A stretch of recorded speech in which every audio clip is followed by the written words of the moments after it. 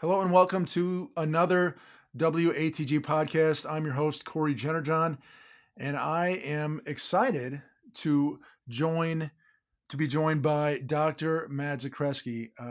Dr. Matt, thanks for stopping by today. We really appreciate it. Oh man, I am so excited to be here, and talking to you, and you know, starting to get excited for this conference. Exactly. That's coming up in the fall very quickly. Before we get started, Dr. Matt, just give us a quick snapshot of who you are. Give us a quick glimpse in terms of who you are, Dr. Matt. Well, I'm a clinical psychologist. I'm out in New Jersey, and I always say that I'm a grown-up gifted kid. Um, so I did the gifted kid thing. I was identified in second grade, and my whole story with this is that both of my parents are clinical psychologists. They allowed me a lot of understanding and resources.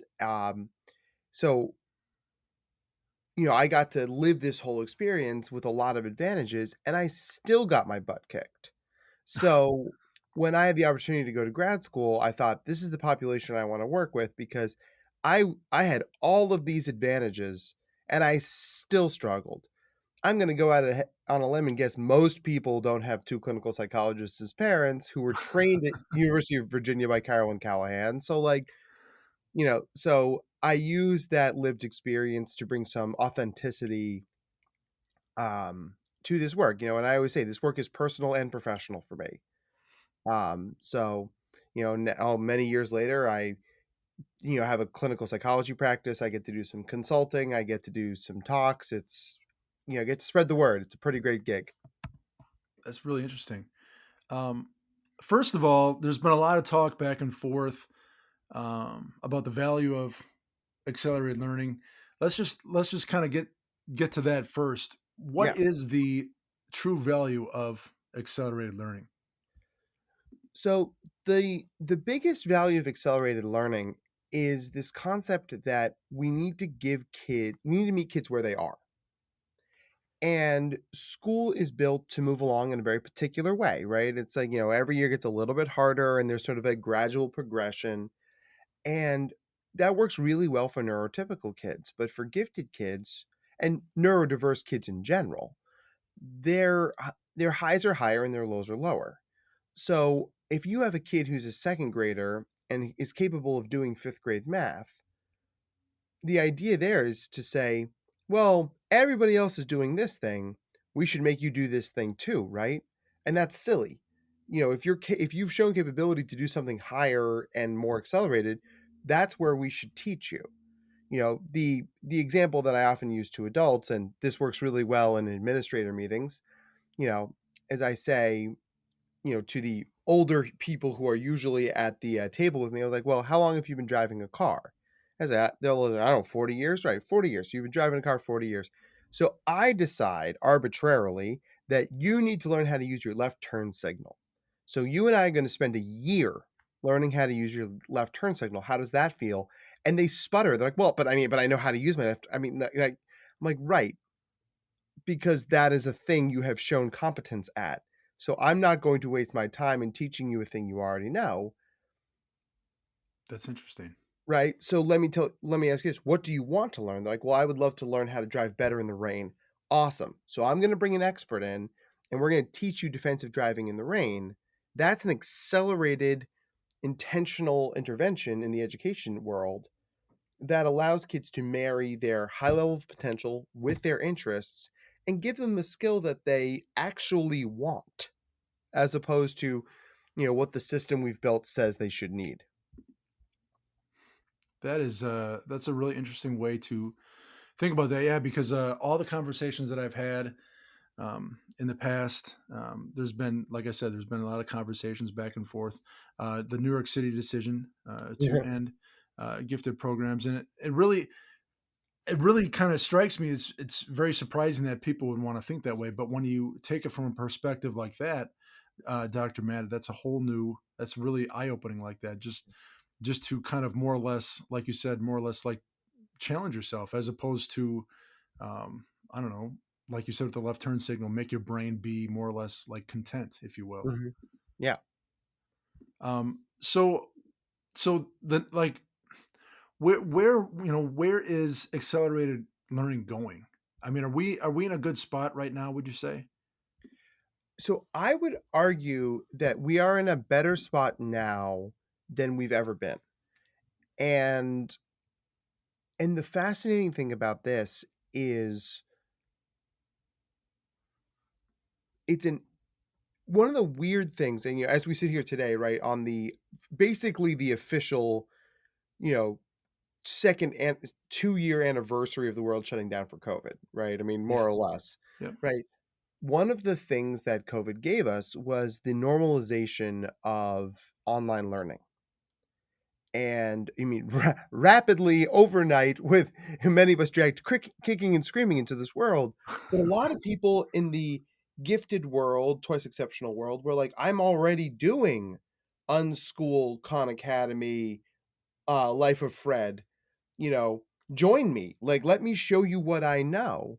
And what we found, I think, I don't think we're putting this genie back in the bottle, is that the resources that exist online, either as full force education or as complementary, supplementary things, not only exist in great quantities, but exist in great quality as well. And I remember even 3 or 4 years ago in my practice, I would talk about online learning processes, and like, well, are they any good? And you sort of try and hem and haw and say, like, I wouldn't recommend it if it wasn't, but I get where your concern is coming from. Now it's, parents sometimes know more than I do. Like, "Oh, have you been on this site?" I'm like, "I haven't been on that site." So, you know, there are more doors open to families of gifted learners now than I would argue ever have been, and, I because of the way I built my practice, I can see kids from all over the country. Um, and a lot of times people will come to see me because from a mental health perspective, right, there aren't a lot of therapists in their community, let alone someone who specializes in giftedness, neurodiversity, right? So the online platform allows me to Skype in from my house in New Jersey to rural Illinois, or, you know, or the northwest corner of Montana. That's really cool, right? That's awesome. Yeah. And now we're using that same connectivity to say, yeah, you've outpaced your entire district in math. Okay, that's cool. You're a 7th grader. They have nothing left to teach you. Here's a great online platform where you can learn multivariate calculus from the comfort of your living room. And I think that from a logistics perspective, from a cost perspective, you know, things are more accessible to families than they've ever been, which is pretty cool. That's really interesting. As we open up more doors, via the web, Zoom, WebEx, all those other platforms that we have, which has been amazing. Um, Something that I hear over and over that giftedness and accelerated learning really needs to work on is inclusion with minorities Mhm. and socioeconomics. How do we balance that, and how do we bridge that gap? Excuse me. So there are 3 ways in my mind that we bridge that gap. The first is a broad level stuff. We need to keep banging the drum and sounding the alarm on giftedness. We need to keep talking about this to shareholders and stakeholders and say, these kids exist. They may not look like you think they look like, but they exist. And here's how to find them. And one of the ways that we like to do that is talk about the social emotional aspects of giftedness, in addition to the behavioral aspects of giftedness, in addition to the academic pieces of it. Because, there's still this perception that a lot of people have of, like, the gifted kid who shows up in class and folds their hands and sits there and answers all the questions and is smarter than the teacher. And, basically it's an episode of Young Sheldon, right? And we just all shake our hands, we move on with our lives. Yep. And giftedness doesn't always show up that way. I would even argue it doesn't often show up that way. So, I spent over a decade in Greater Philadelphia, Pennsylvania, and I got an opportunity to speak to the school board there, and I said, We have this many kids in your district, right? And if gifted kids are the top 2% of any collective, right? By the numbers, you guys should have this many gifted kids, right? And just to make the numbers easy, like let's say it was 100,000 kids, obviously the top 2% of that's going to be 2,000 kids, right? So in your Identify Gifted program, you have a little more than 800 kids. So it's like just by the bare math of it, we're missing 1,200 kids. Wow. And they were like, wow. And I said, that's not anybody's fault, right? It just means we're not looking with the right tools. So here's how we broaden these concepts, right? Here's how we find the kids who are artistically or linguistically or musically or kinesthetically gifted. Here's how we give kids opportunities to show you the kind of learning they're capable of doing, because many gifted kids, they're they don't show up really well in the sit in the chair, do 100 math problems, call it a day thing. But if you ask them to solve a really complicated and interesting problem, they'll be the first one up on the chalkboard. So it's like we need to have different ways to catch these kids. And then we catch them, we need to give them access to these programs. So, there's this concept that we need to be much more intentional with the tools at our disposal to find as many of these kids as we can. I think that's amazing because I agree 100%. Not every single gifted kid looks, acts, and is the same. And that kind of gets to the heart of the issue with a universal test. There's been a lot of people saying, we have to have a universal test to determine, if kids are gifted or not. And I get that, but at the same time, like what you were saying, what is that really going to say if we're also leaving out X amount of kids and we're not really focusing on the whole amount. Would you agree with that? I mean, we have to Yeah. have something else, another determining factor. I feel like. Yeah. And when we have multiple determining factors, you know, I always tell districts this. We want to have multiple determining factors as a knowing that each tool we use is Swiss cheese, right? So if we stagger the slices of Swiss cheese, we catch everybody when they slip through certain holes and not other holes, right? Okay. Because there's no one thing that's perfect. The problem is that sometimes districts, when they use this sort of matrix model, they use that to they can weaponize that against kids. I have a kid that I've worked with, who met criteria for their intelligence testing, their state testing, and the Gates rated scales, but he wasn't able to get 3 letters of recommendation because he's a pain in the butt. I mean, listen, I love this kid, and I think if he was listening, he might be able to figure out who I'm talking about. Um, but so they said, "Well, you don't meet our matrix." And I said, "By any stretch, right? By any quantitative measure, he's a gifted kid.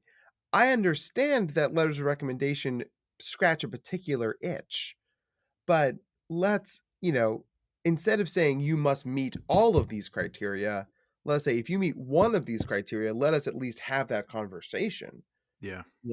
I mean, it's like online dating, right? If you put they've got to be a Packers fan, enjoy bratwurst. I'm using a lot of Wisconsin stereotypes here, and I'm not terribly sad about it. I'm a Giannis fan, right? I have a very particular Great Lake. I like high school hockey, That's fair. right? And you go through all of them, they're like, oh, they like all these things, but they don't like bratwurst. They like sausage. Are you going to not go on a date with that person? Right? Like you think you at least click on the profile, right?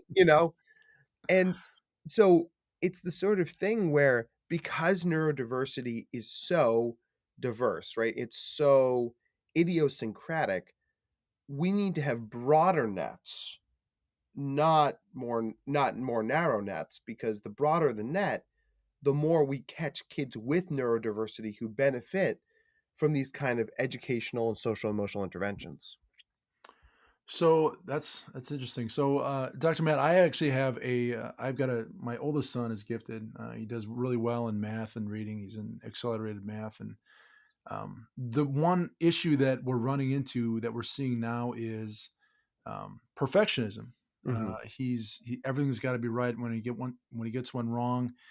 um, he gets really, really upset. I was just wondering, are there any tips, out there? How do you handle perfectionism in accelerated students? How do you make it that, mistakes are, a learning and growing, and that's an okay thing. Yeah.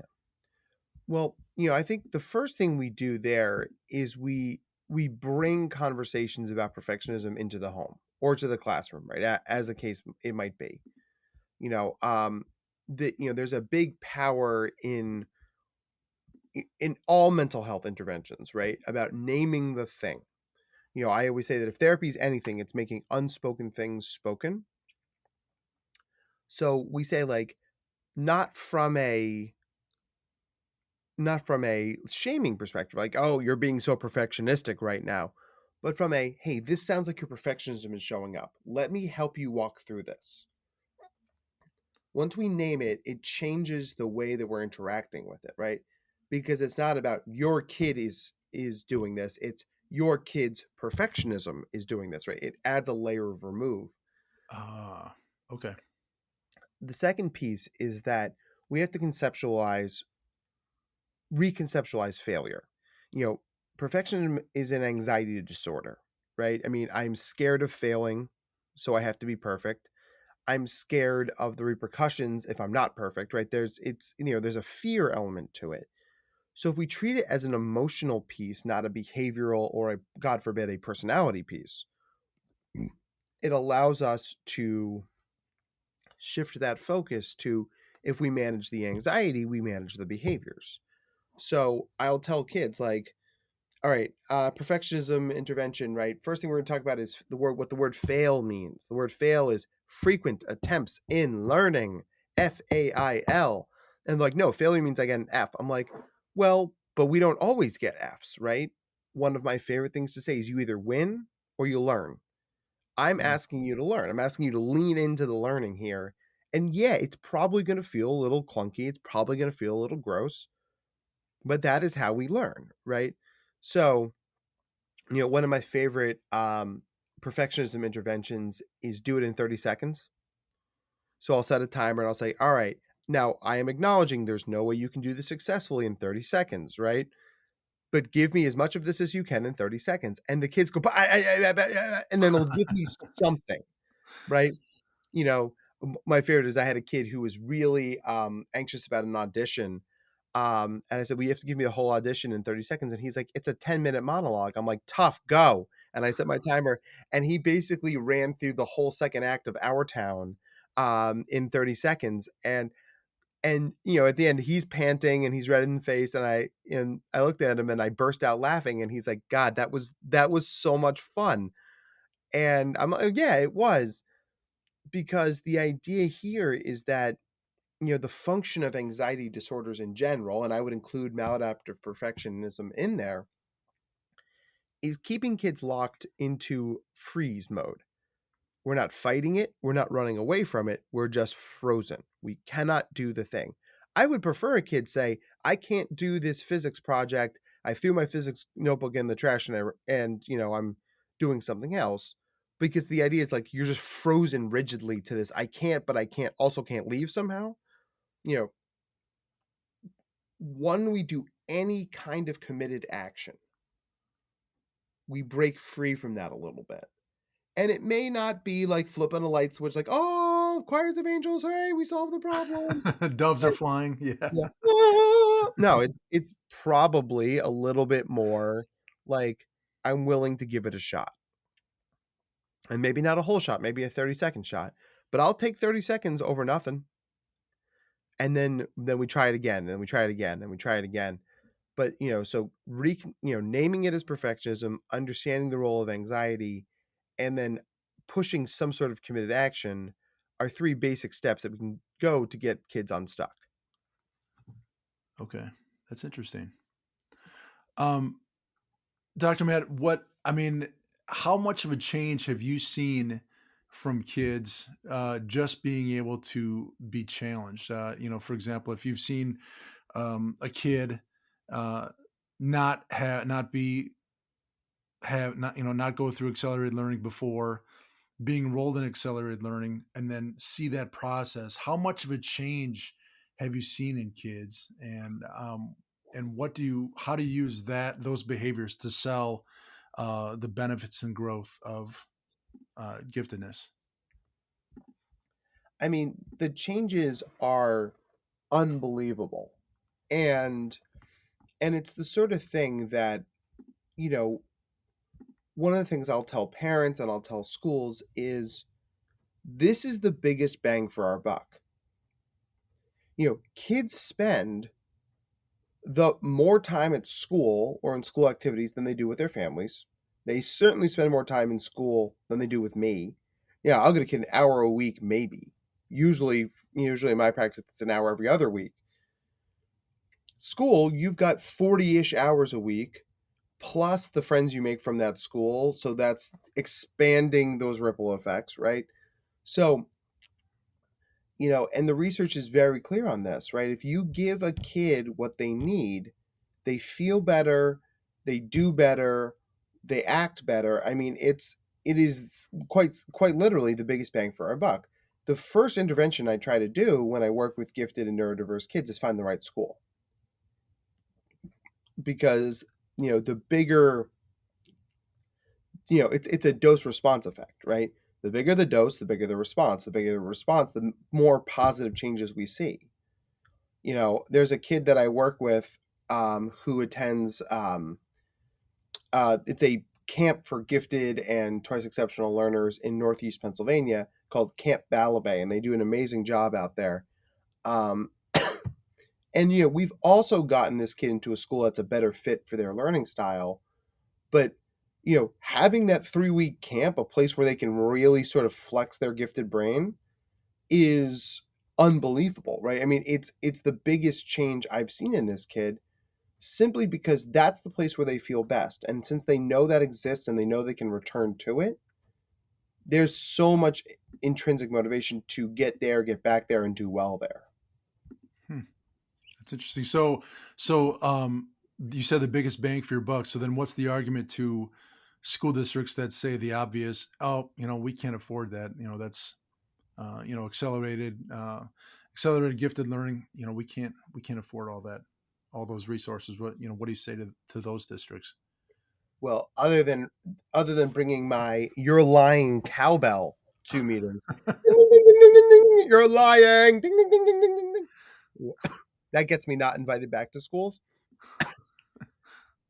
Um, what I often say is, all right, so I have a I have a logistic answer and I have a aspirational answer. The aspirational answer is, if you don't give kids what they want or what they need, you got to deal with them.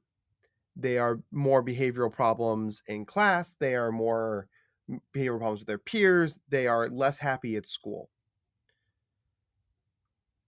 So, yes, it takes time and energy and money to get kids what they need. But I'll tell you this, either way or the other, you're spending the time. Wouldn't you rather spend the time on something that gives the kid what they need and allows them to be less of a problem? I That's a mean, really good point. right? I mean, it's like you're going to spend the time either way. You might as well spend that time and money on solving the problem, not just prolonging the problem. The other piece of it is, if you can't hire a gifted specialist, if you can't bring in the speakers or give the kid the resources, and I would argue that those things are cheaper and easier than almost every school district thinks they are, but that's another podcast, right? So just have me back, Corey, and we'll talk about that some other time. We'll Uh, do. you know, but instead of that, simple solution is just walk down the hall. If your second grader has tapped out of second grade math, walk down the hall to third grade math, walk down the hall to fourth grade math, right? It's in the same building, right? You don't need to do busing. You don't need to bring in a specialist. I mean, if the worst thing we can do is walk a kid down the hallway, that is still a lot better than nothing, right? And and I don't know if it's like this in Wisconsin, though I would wager it probably is. We actually do this all the time. in youth sports, a kid who's playing U10 soccer, who's just dominating U10 soccer, what do we do with the U10 soccer player, Corey? Move them up to U11. Yeah. Right? And nobody bats an eye, right? I know that one of the easiest interventions I can do is if I have a musically talented kid, you know, okay, playing high school band. I've got a sixth grader in high school marching band right now that I work with, and he's crushing it, right? I mean, he's adorable. Like the tuba is basically bigger than he is, but you know, and it's great. And he's in the adult orchestra, right? Nobody goes, oh, I don't know, but he's 12, right? Nobody's batting an eye in those spaces. You know, it's the sort of thing like there there's no reason not to do it academically if we do it in extracurriculars and sports and the arts, right? So I say this to districts all the time, like, here's the thing, try it. If it fails, if it blows up in our faces, then we know that's the thing that didn't work. But if we don't try it, we don't get the data. And if we don't get the data, then you're saying a thing can't work simply because you don't think it will work, not because it didn't work. Yeah, you're right. And that's what we do here. Um, we have kids. Yeah, you're right. We just have kids walk down the hall, and you said it's such an easy solution. Kids, we have second grade kids taking third grade math, third grade taking fourth grade. It's I think having kids challenged is such a better model than having them be bored. And like you said earlier, having them having to work on their behavior or other problems. I think that's you hit the nail right in the head there. That's exactly the right answer. Um, I don't want to take any more of your time, Dr. Matt Zakreski. I really appreciate it, and I really appreciate all of the broad references, the Packers and the Bucks. Very, very much appreciated. I do Um, my homework. What can I tell you? yeah, yes, you do. I hope you have all of your NCAA tournament stuff taken care of. That's this week. So, Ah, well, my beloved Wake Forest Demon Deacon slid right off the bubble, so I guess I have to pay attention to the NIT this year. Um, but yes, but I mean, like, it's going to be a great bracket. I'm actually the defending champion in our bracket out here, so I'm very excited to see how that shakes out for me. nice. All right. Well, hopefully you keep that alive, and we look forward to having, like you said, we look forward to having you at the conference in the fall in October.